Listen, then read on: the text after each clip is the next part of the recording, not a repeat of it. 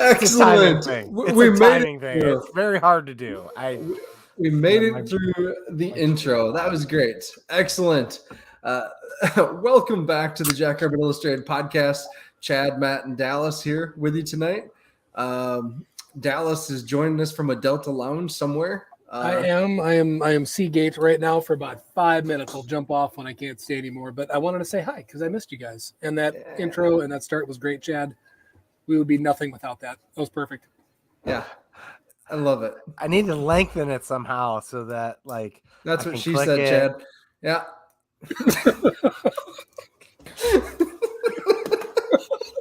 Wow. All right, good. Wow. Matt throwing shade and fire right from the game. I've been listening to too much of the B team, so I guess so. Getting all of my shenanigans, from you guys. So yeah. Everybody's pumped that it's game week, it looks like. We got the rev on. All right. Okay. So tonight's episode is brought to you from the Kubota dealers of South Dakota, John Colley and crew. Again, love my Kubota. I've talked about this a bunch. Got to mow my yard 2 weekends in a row, and it is one of the smoothest cutting, smoothest running babies in the world. I absolutely love it. Excited to blow some snow this winter. Easy to use, even for someone who is not mechanically inclined as myself. Not like Chad. I'm not building a shed, but this Kubota, I can run it. I can do it. So if I can do it, you can too. Check out your nearby Kubota dealer for a tractor, skid steer, lawnmower, whatever it is that fits your needs. Chad, what do you got to say? I'm upset with you, Matt. Why? I'm gonna have to mark this as explicit on Spotify because you said the S word. Yeah, this is way too early in the year to be talking about that, man. Yeah. Come okay. On now. Fair enough. We had plenty of that white stuff last year. Yeah. Well, hold on. Did you see the weather coming up for this game on Thursday? No. High at 91 degrees. Ooh, that's hot. Miserable. And then even the Montana State game, this is Rev's fault because Rev's coming to this game. It's supposed to be like 89 degrees. So, that's hot too for September 9th. Come on, Rev. That just means he's going to have to drink a couple extra years up, yeah? That's true. Yeah, you get, the sun starts to go down. It'll be all right by that time of night. It'll be all right. I can't wait. He says 91 sounds great. Yeah, because it's been 110. Yeah. Hey, we get that too. He's got humidity where he's at, so I can't even say that. So and we don't. Yeah. No, we do. But he's right on the ocean. So. Yeah. Well, before we dive into go ahead, Dallas. I was going to ask. Sorry, like I said, I'm going to dive off here in a couple minutes. But did you guys get any week 0 games in? I know that was really good. Whet the appetite. I was excited. I mean, I saw some scores. I think that maybe Mercer won. If you'd have watched around the UAC or whatever that's called these days, they had that one picked. Albany beat Fordham, and Jackson State looking pretty sharp against SC State, 37-7. Mm-hmm. Yeah, that one I wasn't sure what to expect, but it was cool. I don't know, just good to have it back. And even the FBS stuff. I mean, I thoroughly enjoyed UMass and New Mexico State, which I don't think I'd ever would say out loud. Oh, dude, what? And dude, it's football. It's back on. I know that's true. Yeah, I was honestly pretty surprised at that score that I saw from Fordham and Albany. They kind of got thumped there. So I know they graduated their good quarterback, Fordham, but I didn't expect him to fall off the face of the earth like that. So, it was. Yeah. I read about it. I didn't watch it. Right? Chattanooga Mocs, baby. All right. UC Fez. All right. UCF Ez. All right. Got it. All right. A couple housekeeping things. Our new store, we mentioned it. We kind of previewed it last week. New store, the new merch is great. We really wanted something where we could get the quality a little bit higher. So look out for that. A couple other things that really have caught my attention since we last talked. Kyle, our old partner Kyle, has his own show now, The Splitting Hairs. His first episode came out this week. If you want to get some more information on the Jacks, watch that. And then Scott Wagner put out a show, or not a show, a blog yesterday. Really, really good. It was a fun article on how the landscape of the FCS kind of changed in January when we won down there. It kind of talked through his day down there, and it was just a fun article. Tanner, if you haven't seen it yet, friend of the show, Tanner Castora, just put out a Medium article. Dallas, this will be perfect reading for your flight. Oh, nice. If you haven't, he's been around the program this fall. Some really good observations from fall camp. Must read. You got to read that. You got to read Scott's article. And then today for our blog, I was waiting for you to talk about this. I'm so excited for this. Yeah, Alex Kenkel, who comments on the show, has been just a good friend of the blog and the pod for years now. He's an official also, so sometimes he gives us like an official's perspective on things, so that's kind of cool. But he wrote a blog today on the rankings and the system that he has based on some formula that he throws into Excel on the Missouri Valley this season. Really a great article as well, fun to read. So 3 great things for your reading pleasure right now are out there. Got to check that out. Tomorrow on our blog, I'm not going to be doing an opponent preview for Western Oregon. I'm not. There's just not enough information out there. What I'm going to be doing is we have another guest blogger, Paul Saylor, submitted an article to Dallas, just kind of his thoughts on the season and a preview of the year. And it's really kind of a fun little quick read as well. So it'll be just about some things to think about, maybe some question marks, because we're all as fans probably overconfident at this point, right? I mean, the season hasn't been played yet. It's not played on paper. And, not in a critical way, but some legitimate questions and things to think about, and also to help kill time until Thursday, because that's what we're all doing right now. Yep. All right. And I just can't wait till the Montana State game, which apparently they did not sell out their allotment. So I'm not sure what Ron Lonnie thinks about that, but they were going to sell out our stadium for us, and they got tickets they turned back in.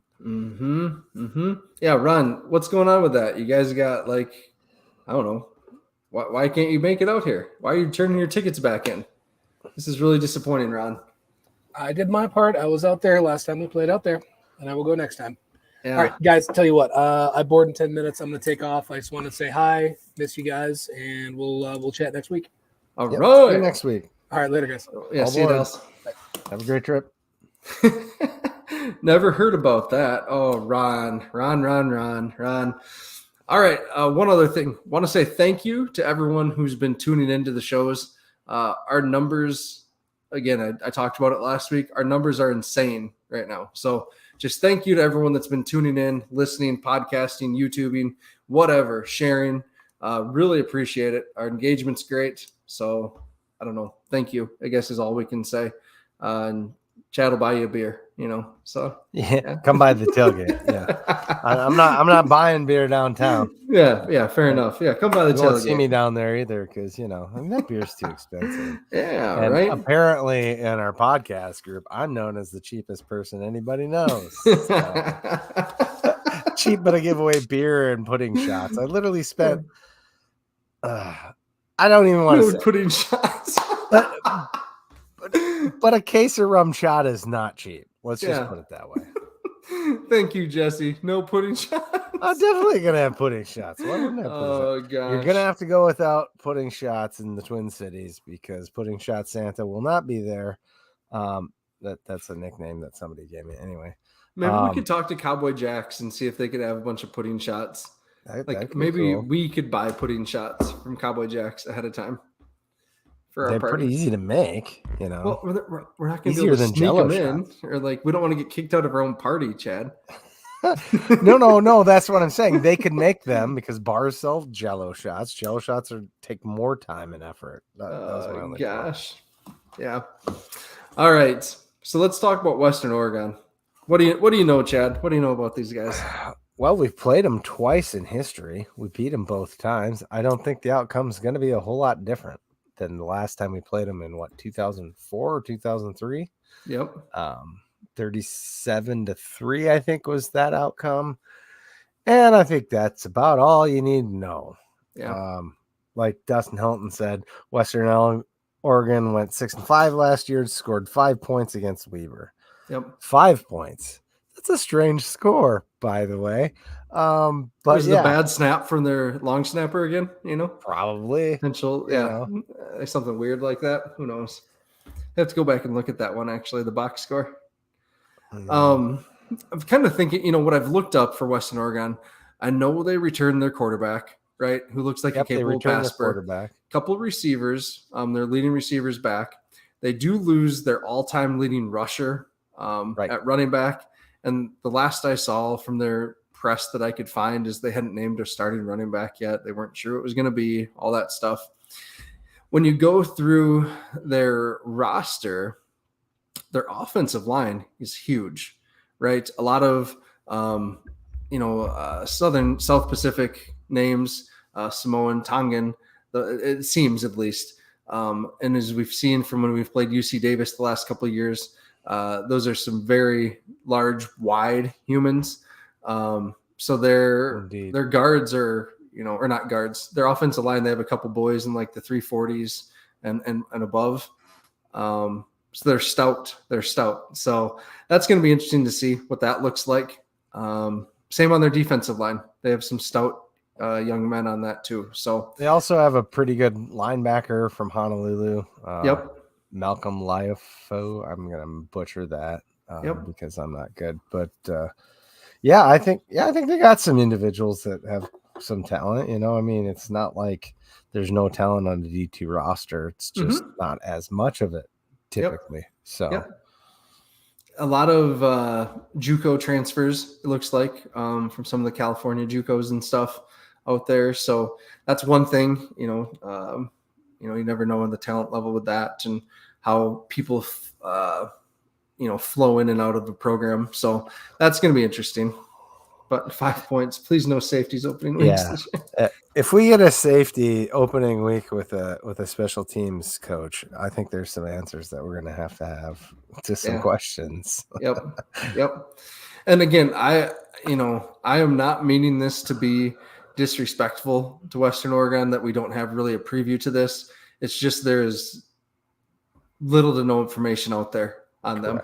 And that's just I can look back at last year's roster, but it's just as hard. So yeah, I think it's going to be a game that plays out how it should. We're going to go in there, take care of business. Probably I'd like to see our starters pulled by the end of the first quarter, if at all possible. But, it really depends. Sometimes they just want to get them guys reps too. Yep. So, timing's a thing on the offense. So something that you can work against guys that don't know your plays. It's good to have people to play against that aren't your defense. So, Well, and, when we talked to Justin Sell in May, we kind of asked, why did you schedule this game? And his answer at the time was we didn't want to be going into the game against Montana State without a prep week. They thought they had something else lined up. Sounds like it fell through. And so that's too bad because, you really want to be, having something before playing Montana State. And I just looked right now, Montana State plays Utah Tech this week. So that's going to be a blowout likely as well. The heat, the conditioning, you always kind of wonder about that, right? With it's going to be hot on the stadium, at least until the shade moves across on the turf. So we'll see on that. That's going to be interesting. And Paul brings up a good point. Injury free. I mean, we don't want any of that. So, because was it a couple of years ago when Isaiah got hurt against Lindenwood? Yeah, right? Was that? Yep. So that's something to watch too. Like you don't want to take any of those type of shots where you're going to expose yourself to a big hit. Dustin Helton wants to know, will this be a 50 butter burger? Well, I'll tell you this, Dustin. It wouldn't be if Stig was at the helm. However, we don't know how Jimmy's going to play this one out. So that's a question going into this game too. Are we going to Pine Bluff them? I don't think so. Not to that extent, but if he's going to let these 2s and 3s play, though. That's just Jimmy's nature. He's not going to tell them to back 100%. off. Yep. So if the 2s and 3s, I mean, I hope we don't see any true freshmen burning a game for this. That's another thing I hope we don't see. But I guess if they're borderline, maybe that's a good way to evaluate them a little bit too. Yeah. Hey, one nugget. I'm not going to take much from Tanner's article or share much, but one nugget that's kind of cool is he says there's going to be a new entrance this year. He didn't say any more than that, but there's going to be a new entrance for the team. So, and I would take that to mean like new intro, maybe not something, running through the blow up jackrabbit. Yeah, I don't know. We'll see. Yeah, I don't know. That's what I would say. They're somehow switching it up out of the dike house there. So maybe they're coming from the corner. I don't know. Can they do that? Maybe if they route it just differently.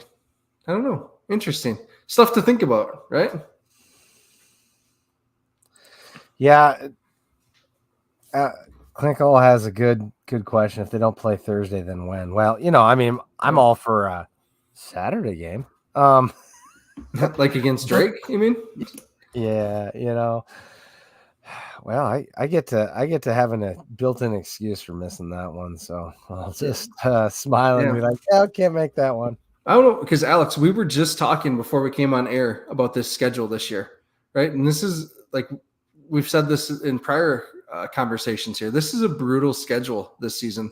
We don't have Indiana State, we don't have Missouri, or we don't have Murray State. Missouri State's the last one in the season. We don't have Western Illinois, so there's not going to be those conference games to actually sneak some of these younger guys in. So you're right. If they don't play against Western Oregon this week, then Drake's maybe the only other chance that we could truly feel good that they're going to get a chance to play. Where can we find Tanner's article? Yeah, sorry, just to answer your question, just go to his Twitter, Tanner Castora, and he's got a link there to his Medium. Yep. Excuse me. I'm sorry. Yeah, it's really good. So read it after this, though. We want to talk to you guys. So again, throw your questions in here so we can answer them, or at least discuss them, get them in the chat, let other people bounce them around too. So, all right. So Chad, prediction then. We always do predictions. We always do offensive player of the game. Who you picking for this game? For this game. That's not what we talked about. That's not what we talked about. But when we do team previews, catching me a little bit off the guard. Yeah. I don't know how it's not going to be Amar. I think, I think he sees some time and gets some yards. So I think it's going to be Angel because he's going to get a lot of carries versus Amar. I think is going to get pulled a little sooner too. I mean, I guess that makes sense. I still think. I guess we kind of have 1A, 1B with our running backs right now, right? So I guess you can call him 1B if you will. But I think for that reason, he stays in a little bit more. Rev is saying Isaiah Davis. He's going to get like one carry, Rev. So he's going to have one carry for like 65 yards to the house, and they're going to pull him. Thank you, Ron. Come on, Rev. Listen to Ron here.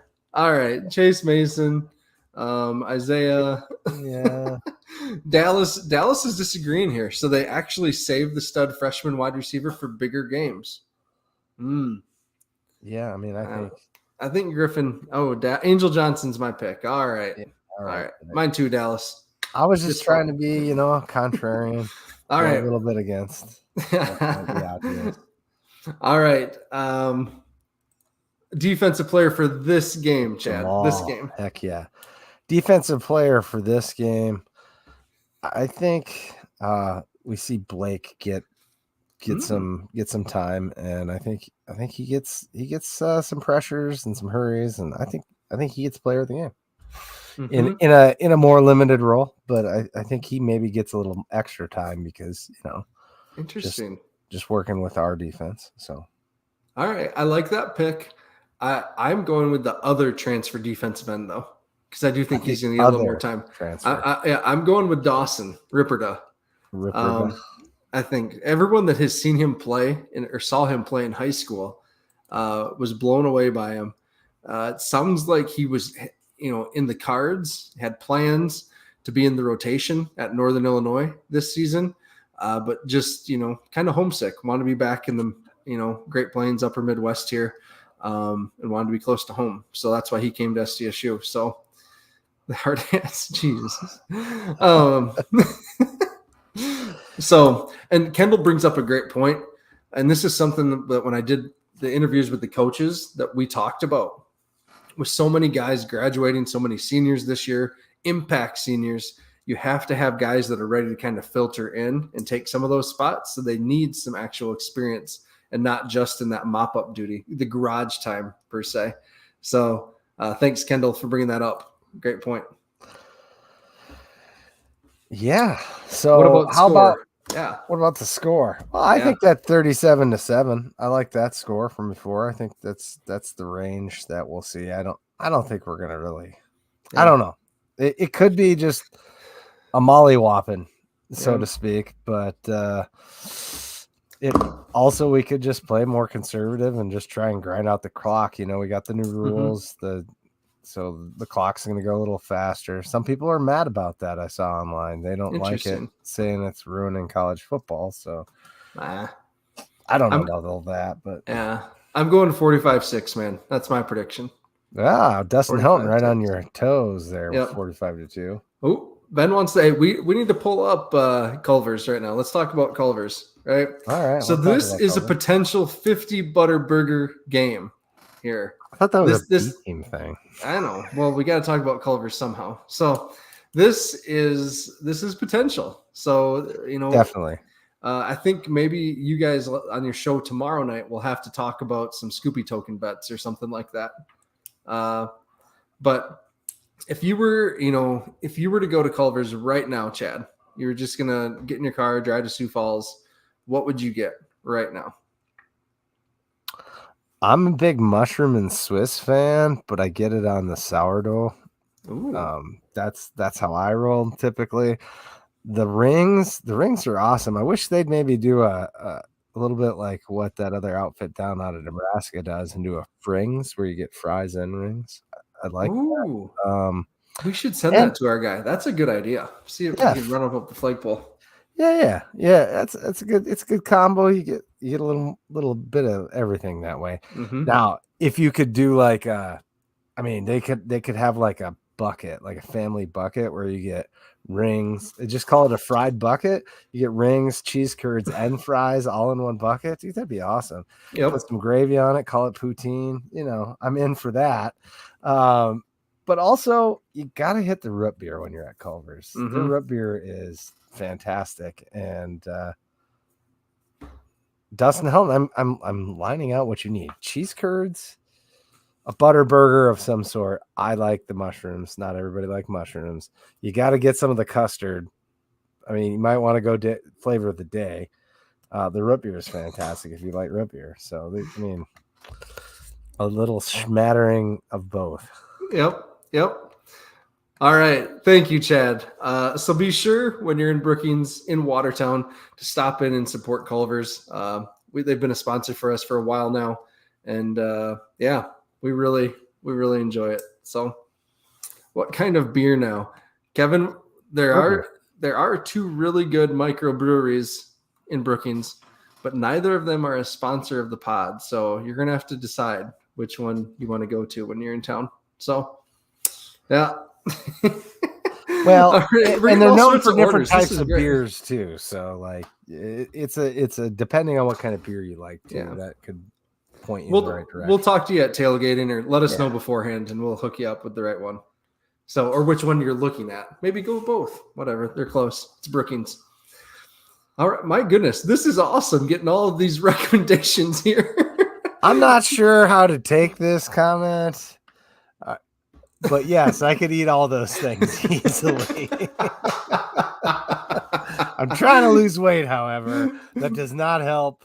This Garrett Meyer gizzard. You can't see my gizzard under here, but if I shave this off and I lay it down, I got like this extra chin like on my chest. Oh, man, you don't want none of that. That's why I have a beard. I don't want to feel my gizzard. Right. All right. Garrett Meyer says double butter burger, rings, and a root beer. Ben Pearson, I love this. Culver's chat with Chad. You should be their official spokesperson.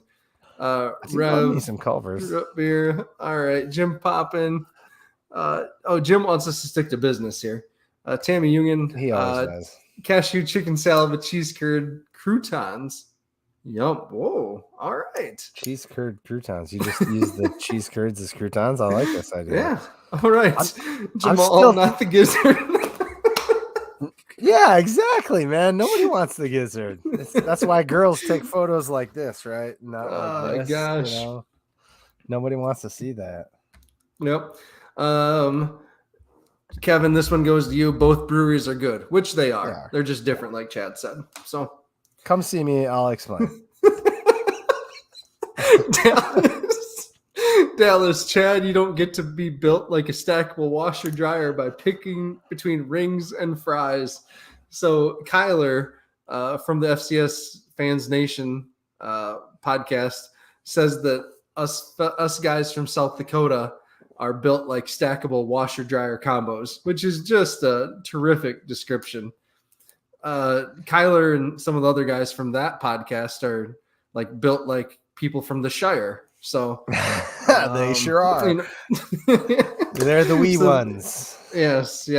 All right. Well, I thought it was funny when Joe and Sean came, and like Sean was going on, or Joe was going on about how big Sean was. I'm like, well, yeah, he's a big dude, but you got to realize that around here, that's not all that abnormal. I mean, we got half a dozen 6'9" people in the tailgate lot. It seems like so.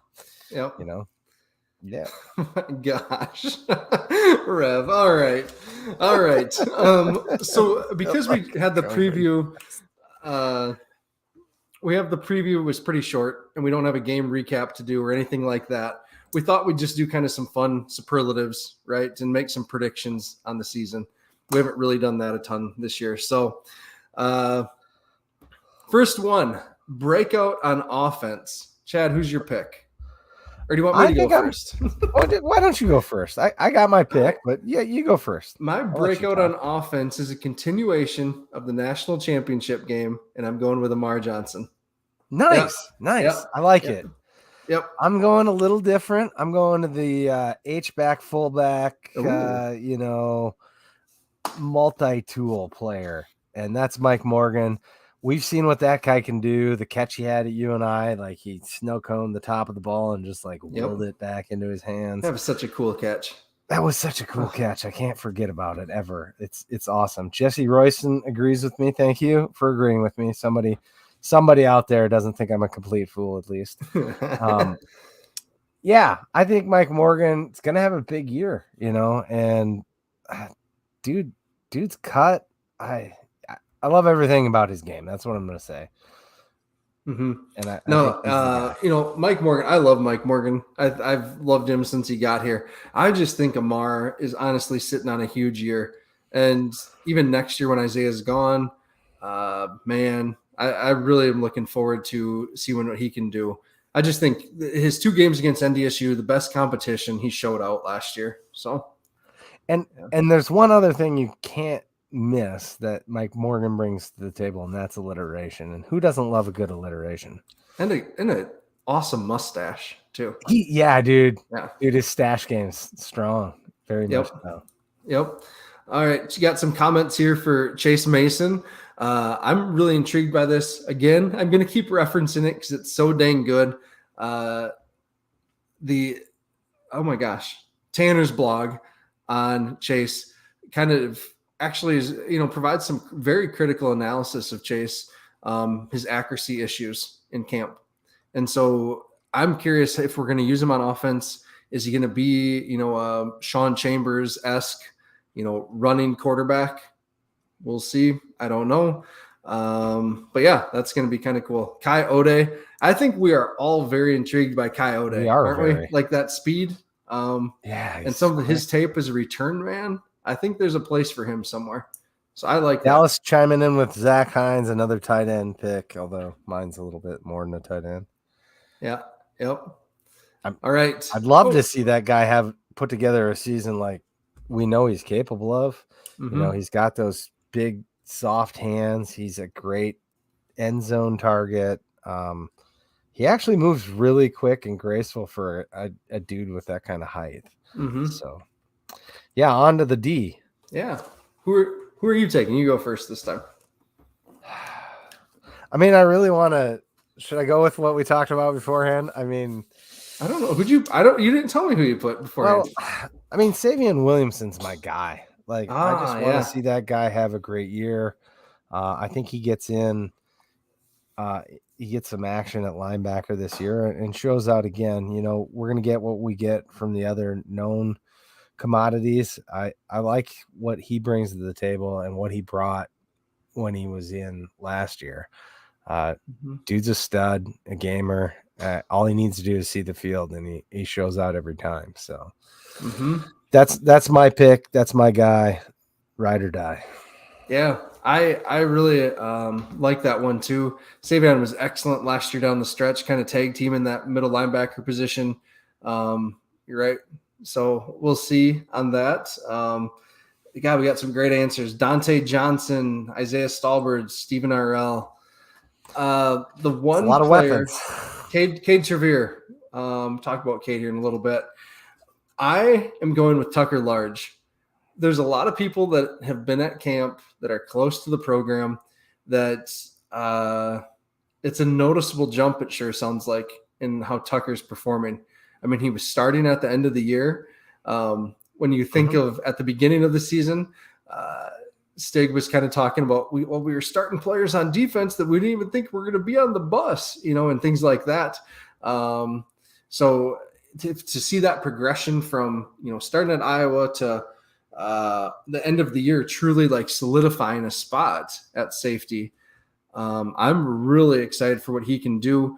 Man coverage skills sounds like he can do that really well, sliding down kind of in that slot area. But just his instincts and understanding of the game itself. We'll see what Tucker Large does this year, but I'm picking him to maybe become an all-conference type of performer potentially. He really does fly up and play the run real well. I'd love to see Tucker have a large year. Good one. Yeah. Awesome. Same time next week, folks. Yeah. Here tomorrow too, in fact. Right after burger time with Chad. It'll be like Chad's joke time. So now Burger Time's is a whole different chain. Oh, we can't do that. Them. Never mind. Yeah. Can't do that. We have to edit that out. Off the air. Yeah. All right. Difference maker on the defensive line. And I said I'd come back to him, but my pick is Cade Trevere. Yep. It sounds like, when we think about difference maker on defensive line, we saw it against you and I, Caleb being super disruptive.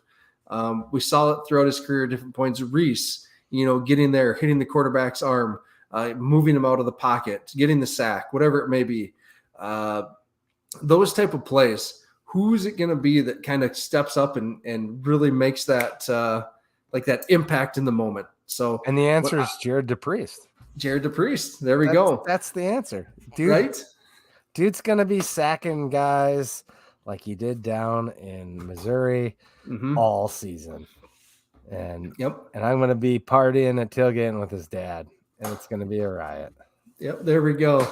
With Cade, he's someone that both Bobbitt and Jalen Bibbs, the new defensive line coach, pointed to as someone that had really stepped up as a pass rusher. Tanner, right? Ben saying Caden Johnson. Tanner had pointed to Caden a couple times. So I'm excited about that. We'll see. there's just not a bad choice. Yeah. It's harder to choose one standout. Like, but my point is with this question, right? It's going to have to be someone. Yeah, right? Somebody's going to be the Caleb Reese combination, you know. Yep. I agree. Yeah. Yep. Oh boy, Ron. Oh boy. Oh boy. Yeah, but doesn't your quarterback have to have enough time to throw the ball for that to be a problem? I remember he spent a little bit of time on his back. All right. The third wide receiver position was open, and we talked about this last week. We talked about this last week a little bit. Gosh, sorry about that. Talked about this last week in the offensive preview, and really, it sounds like it still is pretty open coming out of camp here. Who do you think emerges as our third wide receiver? I mean, I really think Willie's. They're going to have a hard time keeping that guy off the field. Honestly, not necessarily what we want to see. We talked about Coyote. Really like to see his stuff too. We got Joe Randall probably won't be out there this year. Also have Kentrell as a freshman. I think if we see a freshman, like not a redshirt freshman, but a true freshman, and I think we do, I think that the Jefferson product's going to get the nod. I think he gets his 4 games in for sure, and probably they just can't keep him off the field. Mm-hmm. That's my thoughts. Yeah, I think that's a good point. I'm really so first I need to correct myself from last week, right? Canyon Bauer did redshirt. I misspoke on that. I did go and check though. The other guys that I listed off did not. So, but anyways, that's neither here nor there. I would really like Willie to play his 4 games and then put him in mothballs. I just don't want to burn a year when we have Jackson and Jaden though. I agree, Matt. I do, but yeah, I don't know. Yeah. He's pretty. He brings different talents than Jaden and Jackson, and perhaps you don't need to use them. So that's. I mean, I don't know what his blocking ability is, for instance, but we know what we get with the twins. I mean, that's a known product and one of the most underestimated things that they bring to the game on the offensive side of the ball, blocking 15 yards downfield.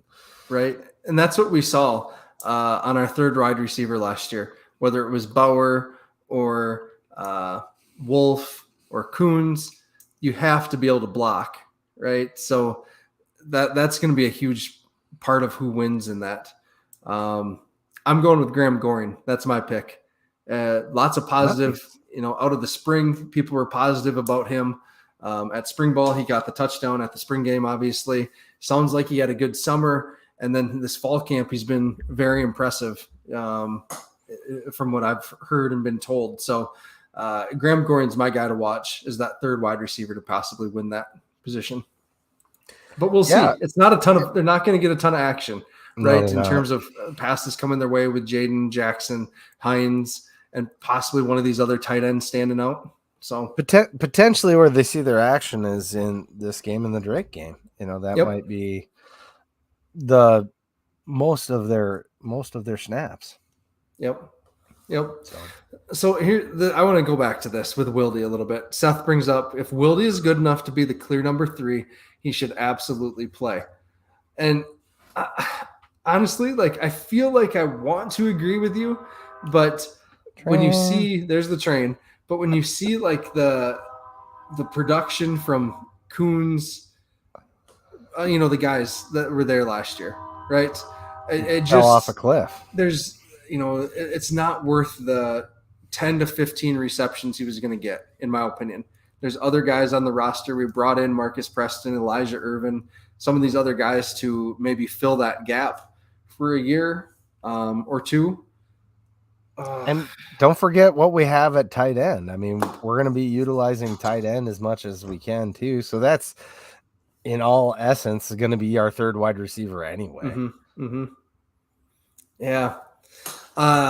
Speaking of the tight ends, I almost went with one of the young tight ends for breakout on offense, but I just didn't know who to pick because I don't know who's been the most consistent this fall, whether it's Alpers, Gannon, or Gormley. Again, the Gormley thing is just, he's a freak, right? He's 6'8", 6'7", 245 and runs like a deer. So, that one's interesting. Gannon probably sounds like he has the best grasp of the offense. And then Alpers sounds like he's probably the best all around tight end at this moment.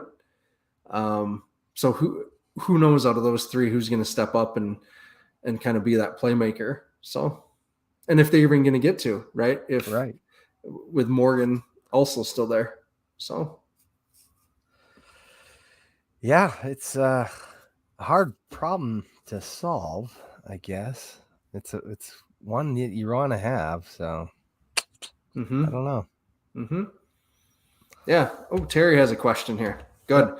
We kind of talked about this a little bit, but question for everyone. Who is the sleeper player in any position, offense or defense, that lights it this season? I think we'll see more of Angel Johnson this year. Yeah. I mean, we will see more of Angel Johnson. I agree. However, I got to think Franzel maybe. Right. I like what we saw of him, what little we saw of him last year. Yeah, the greatest half of a Jackrabbit linebacker ever. Right, exactly. So, I like that too. A sleeper possibly that we haven't even talked about, Jalen Lee at cornerback. I really like him. Aiden Dotterman, also a cornerback. Really like his future. So those two are top of mind for me that would be true sleepers, but for them to get on the field, there would have to be injuries likely, right? And we don't want that with either Deshaun or Dallas or Steven. Like, those are a pretty dang good top three cornerback trio there. So unless all of our games, no, that's not going to happen. Never mind. I'm just going to shut that down before I say it out loud. Okay. Never mind.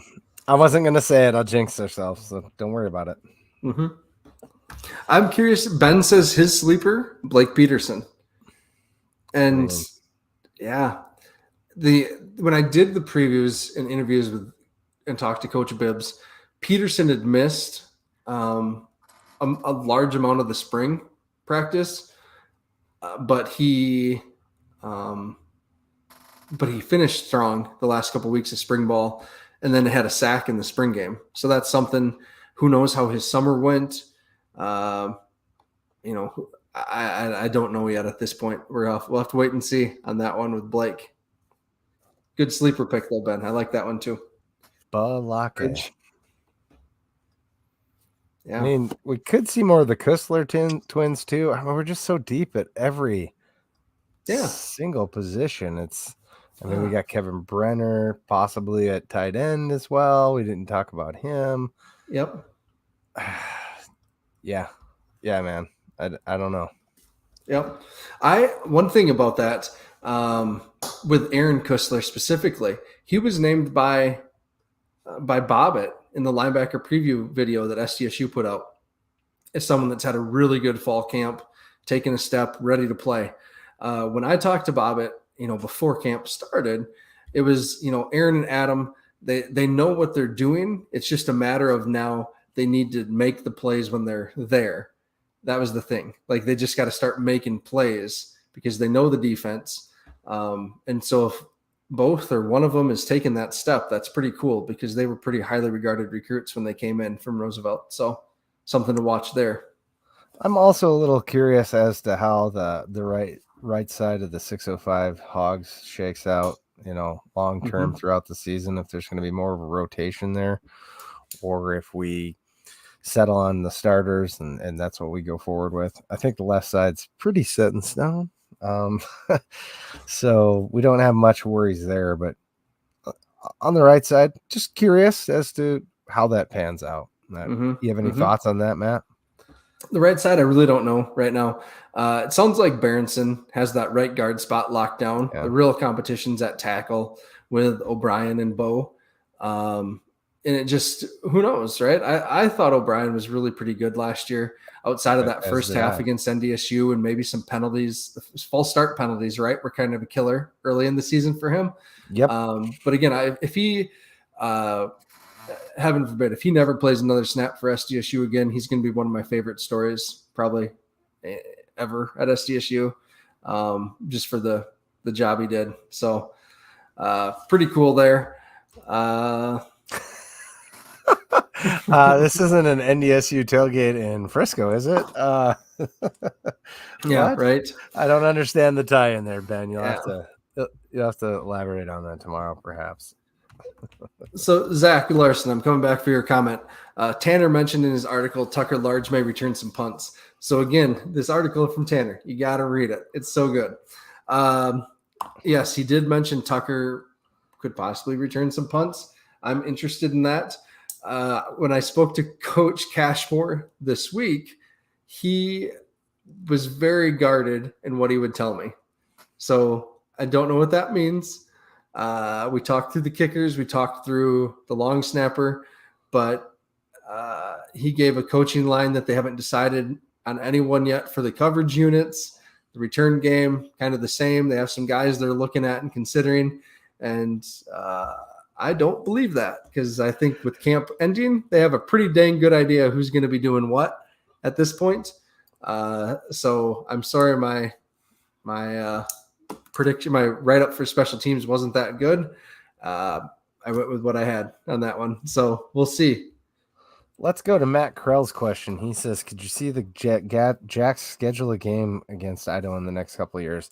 If the schedules work out, I'd love to see it. I don't know that we're going to go out of our way to try and make that happen now. It was probably more likely with the previous head coach, in my opinion. But I don't, Matt, you probably have a little more insight on that. Yeah, and just to make sure we're clear, I don't think there's any bad blood between Eck and Jimmy there. No. I think, the thing is, as Sel would always say, right, it has to make sense financially for us to do these home and home series as well. And I do think Idaho would be a fun home and home. I think Eck, at least personality wise, for SDSU fans would be a good draw to bring in. What's the return of us going to the Kibbe Dome? I don't know. It'd be kind of interesting to see another crappy dome, like we know all about those. So, yeah, where you end up on the wall when you go too far in the end zone. Yep. Anyway, so good questions. Ooh, Dustin Helton. My hot take: NDSU will be on the road second round of the playoffs. They don't get a top 8 seed. How many L's do you think they take in the regular season to end up there, though? And who beats them? I'd like to think that we're going to beat them. Yeah. Right, but you and I, when they go down to Cedar Falls? Well, potentially. Keo Day can really spin that ball, man. But it's just UNI hasn't played them very well at all, like in the most recent games. So I think we see a different UNI team. I think we see a UNI team this year that everything that they couldn't quite put together last year, they put together this year. They're going to be dangerous. They might be the second best team in the Valley, assuming we're the first, I guess. Yeah. All right. Let's really quick here go over the Valley schedule for this week, right? Just we can talk about this a little bit. So the first game, obviously, is us. And also on Thursday being played is Eastern Illinois and Indiana State. Yep. That's kind of an interesting game. Eastern usually plays Indiana State, and I believe last year, I think Indiana State did win. It was a fairly close game. It was one of the games I watched, I think, before we played Indiana State. So I'm intrigued by it. Who knows what the Sycamores can do? They do bring back a decent younger quarterback. He was a freshman All-Valley team last year. Took some hits. I remember in our game against them. He's a physical player. Maybe has to have some self-preservation about him. So we'll see. We'll see on that. I'm probably picking Indiana State over Eastern Illinois.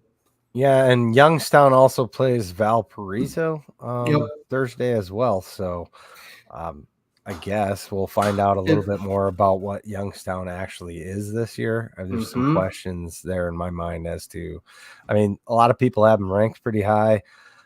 I'm not sold one way or another. I just don't know what we're going to get with him this year.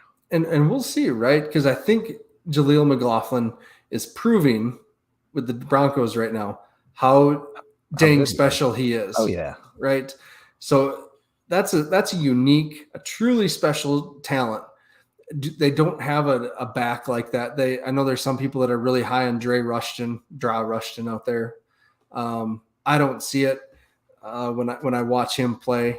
I don't think he's that great. They brought in another D2 All-American. They have a really good freshman out of Michigan that I like. So that'll be interesting to see if they can get their running game going.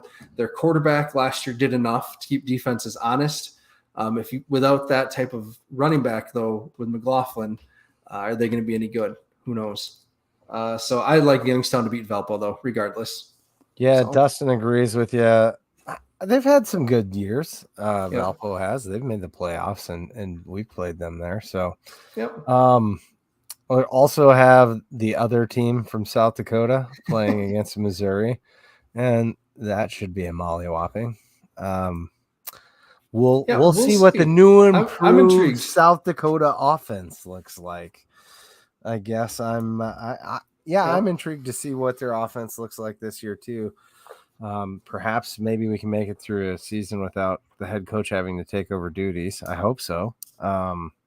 Oh, jeez. Yeah. Can't be worse than last year.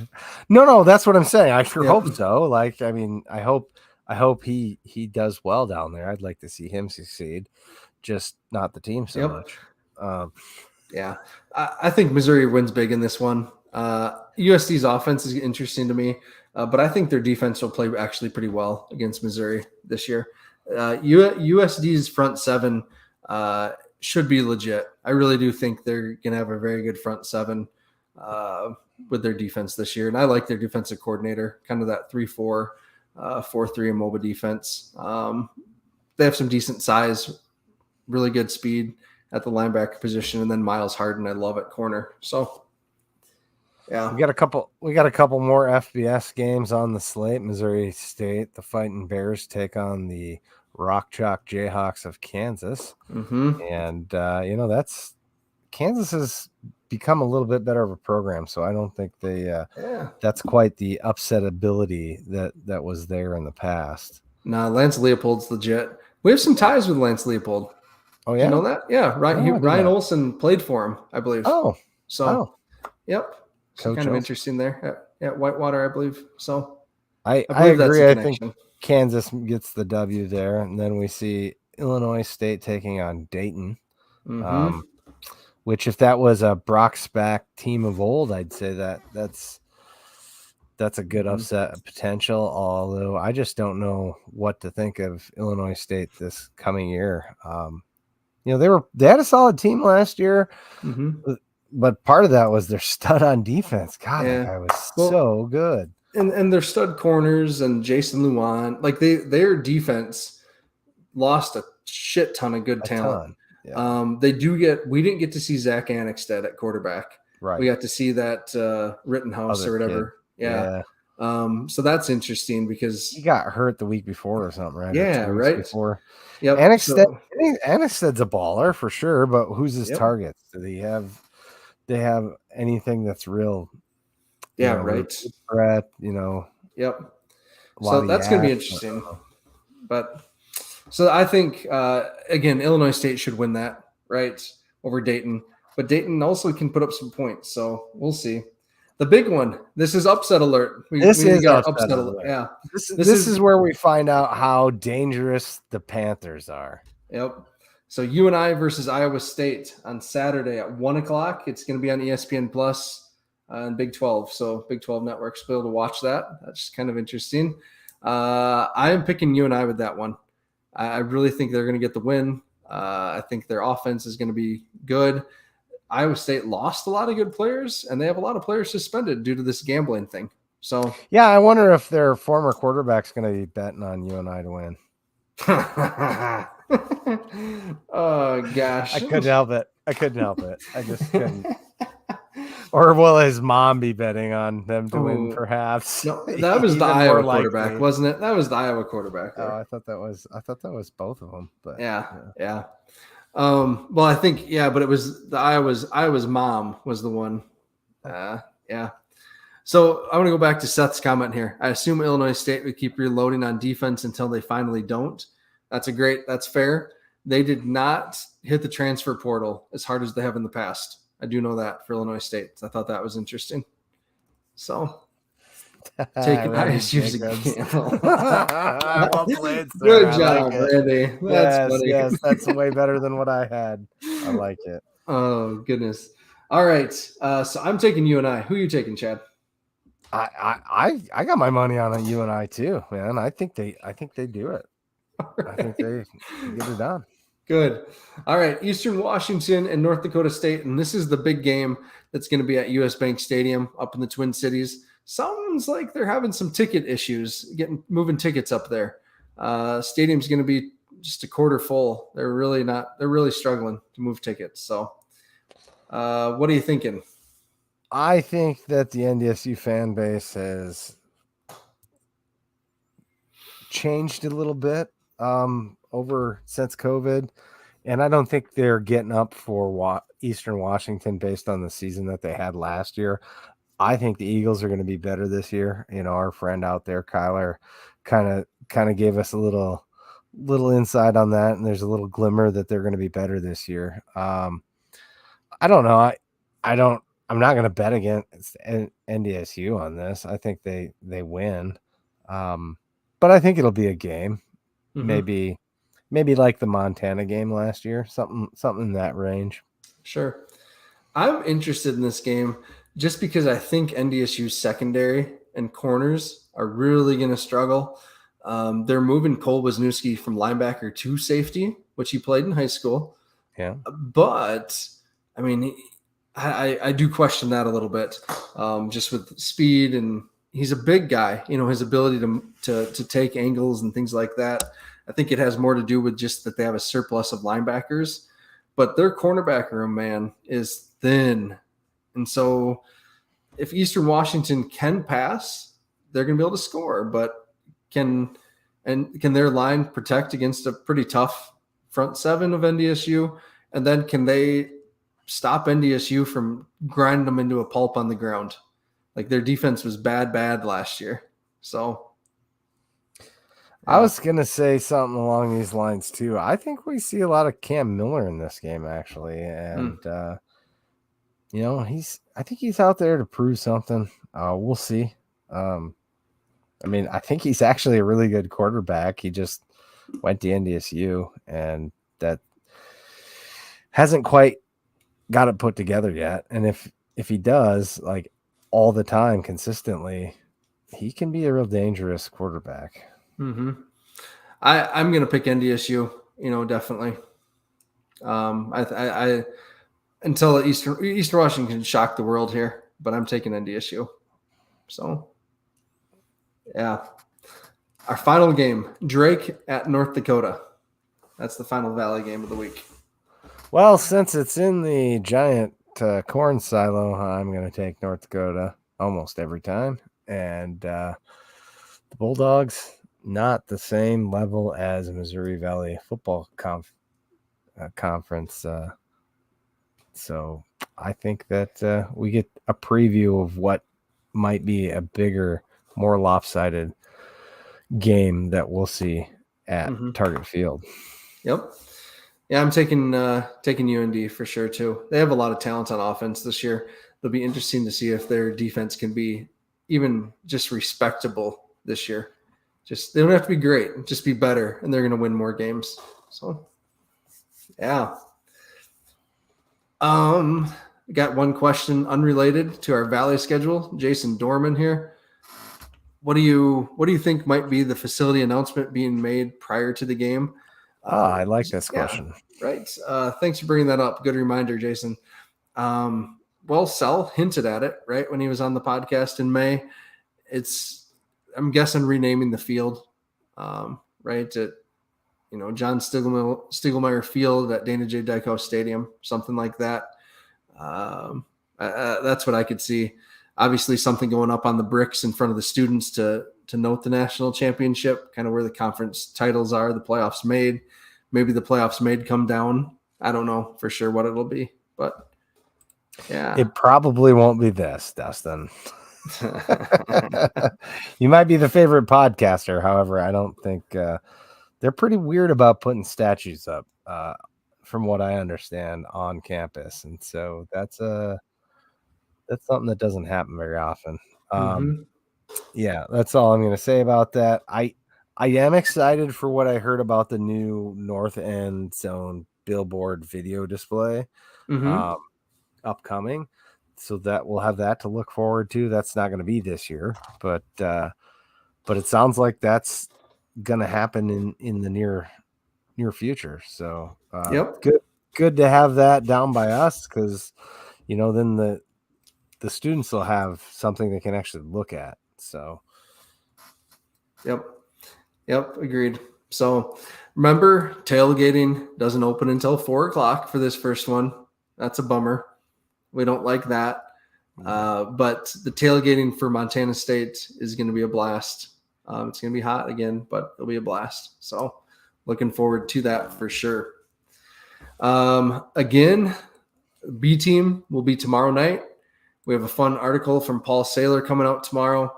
We'll do kind of a what to watch midweek. And then Thursday's the game.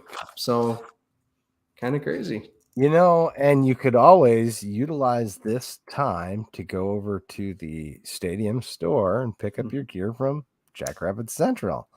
Yes. One of our sponsors, and we love Jackrabbit Central. They have the best gear around. I think it's hard to argue that. There's other options, but they're not as good. Yep. And the stadium store, I think, always has some unique items too that maybe they don't necessarily showcase as well in the on the student union location. So I kind of like that. Yep. Prep for the blackout game. Absolutely. So.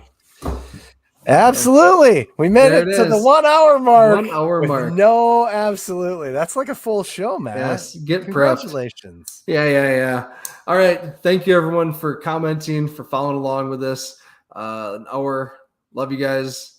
And with that, go big, go blue, go Jacks.